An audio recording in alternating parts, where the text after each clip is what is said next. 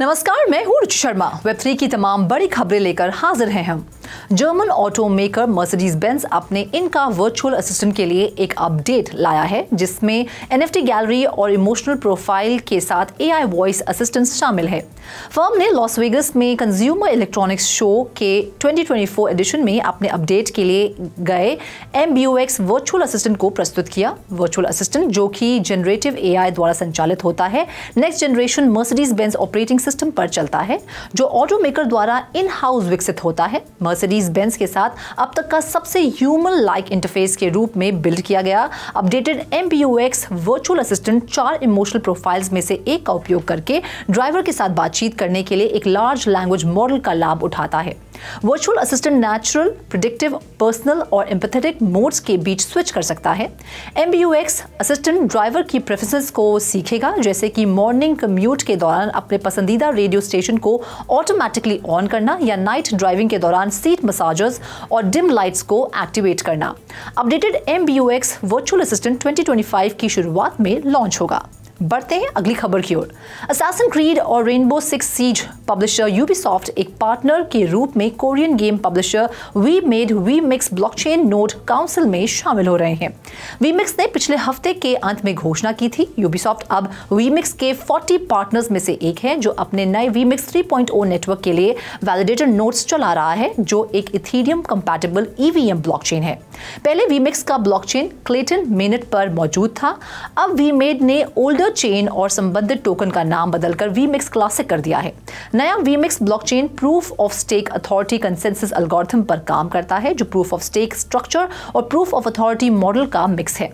अन्य ब्लॉकचेन की तरह वीमिक्स के नेटवर्क को ट्रांजैक्शंस को वैलिडेट करने के लिए नोड्स की आवश्यकता होती है।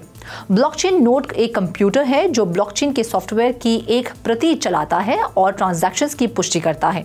नोड ऑपरेटर आमतौर पर अपनी मशीन्स के काम के लिए ऑटोमेटिकली डिस्ट्रीब्यूटेड क्रिप्टोकरेंसी रिवॉर्ड्स प्राप्त करते हैं। बाकी अहम खबरों के लिए करते हैं विशाखा का रुख।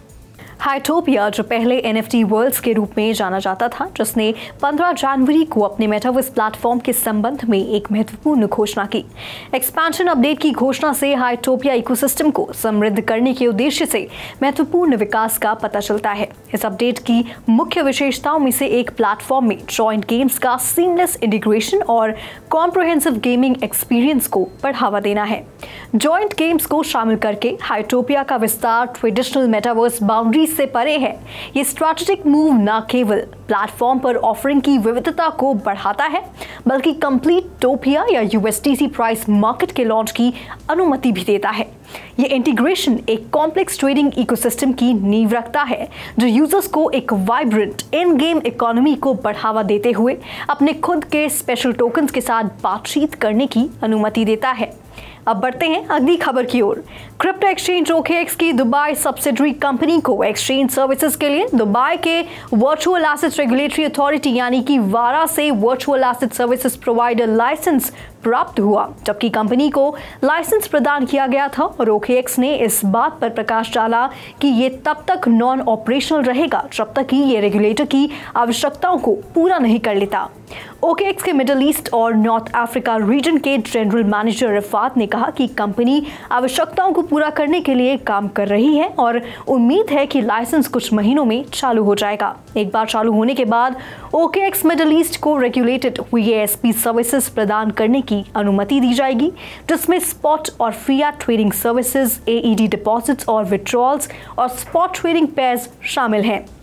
उन्होंने आगे ये भी बताया कि सर्विसेज रिटेल और इंस्टीट्यूशनल यूजर्स के लिए अवेलेबल होंगी और साथ ही वारा की लाइसेंस एप्लीकेशन प्रोसेस की प्रशंसा की और कहा कि इसे कुशलतापूर्वक सुविधाजनक बनाया गया है। एग्जीक्यूटिव के अनुसार रेगुलेटर ने लोकल वर्चुअल एसेट सेक्टर को रेगुलेट करने में अपनी इफेक्टिवनेस को डेमोन्स्ट्रेट किया। उनका यह भी मानना है कि OKX और वारा के बीच कोलैबोरेशन क्रिप्टो स्पेस के भीतर रिस्पॉन्सिबल ग्रोथ को बढ़ावा देते समय वेल डिफाइंड रेगुलेशन के महत्व पर प्रकाश डालता है।